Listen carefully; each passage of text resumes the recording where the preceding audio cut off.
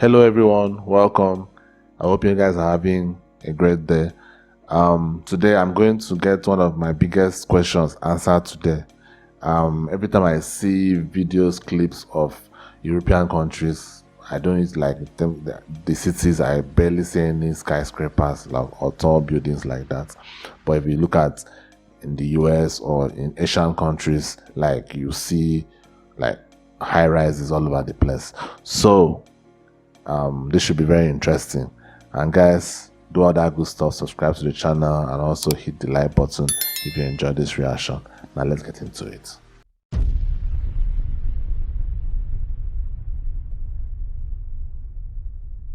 Why aren't there many skyscrapers in Europe?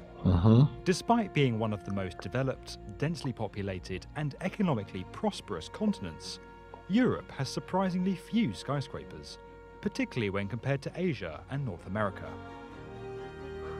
Of the 218 skyscrapers constructed on the continent to date, 66% of them are located in just 5 cities: London, Paris, Frankfurt, Moscow, and Istanbul. So why have other major European cities not embraced the skyscraper? How do they thrive without the significant inner urban space and floor areas that these clever structures provide? And is everything about to change in our increasingly urbanized world?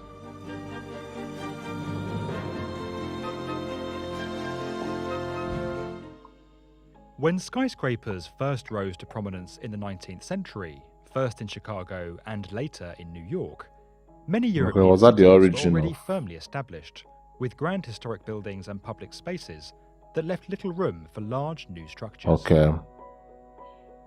Most of Europe's cities demolish everything. Were also more evenly zoned, and were not facing the high demand for floor space in key districts that typically drives high-rise development.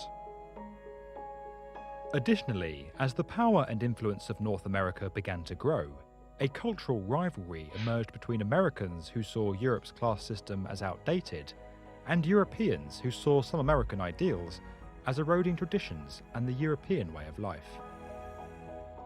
As a result, each continent became wary of adopting the other's concepts. While North America aims to become the model for a new age, Europe sought to preserve its heritage. While this explains why skyscraper construction didn't initially catch on in Europe, it doesn't explain what has held the continent back since.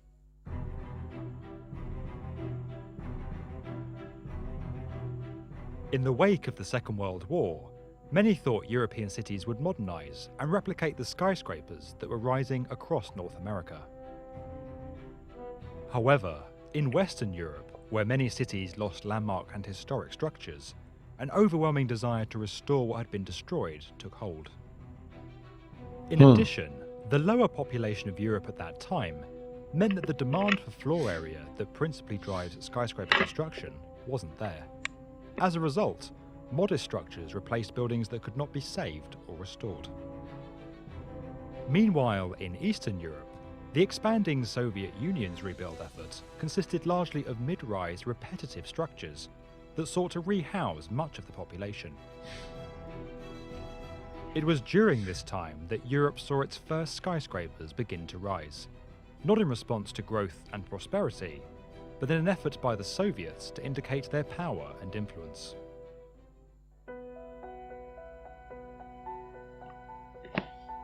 While Brussels has never constructed a true skyscraper, it is partly responsible for the lack of skyscrapers across the continent.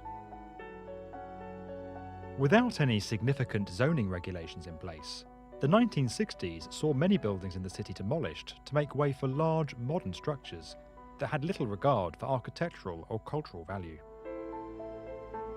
Recognizing the damage this indiscriminate redevelopment was doing to the city, many prominent figures and architects coined the term Brusselization and lobbied to introduce new planning laws. These regulations significantly limited the scale of new buildings and required historic facades to be restored and incorporated into new developments, preserving the cultural fabric of the city. The row in Brussels led to a general dislike for modern buildings across Europe, with many seeing them as bland or soulless. In response, numerous cities adopted similar regulations and set aside controlled districts, like Paris's La Défense, to keep high-rise development away from historic centres.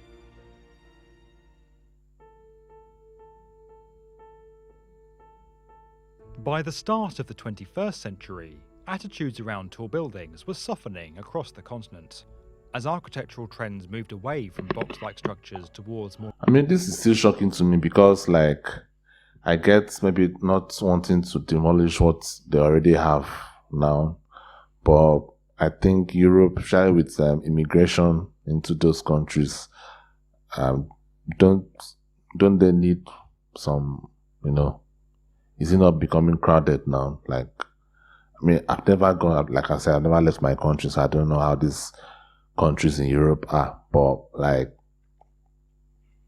if with the increase in population, both by those that were already there and plus the immigrants coming in, won't they start needing some more buildings? And at that point, they may have to get some high rises.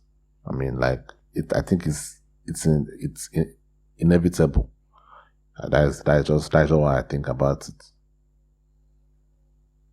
Tall buildings was softening across the continent, as architectural trends moved away from box-like structures towards more unique designs, and as the world became increasingly globalized.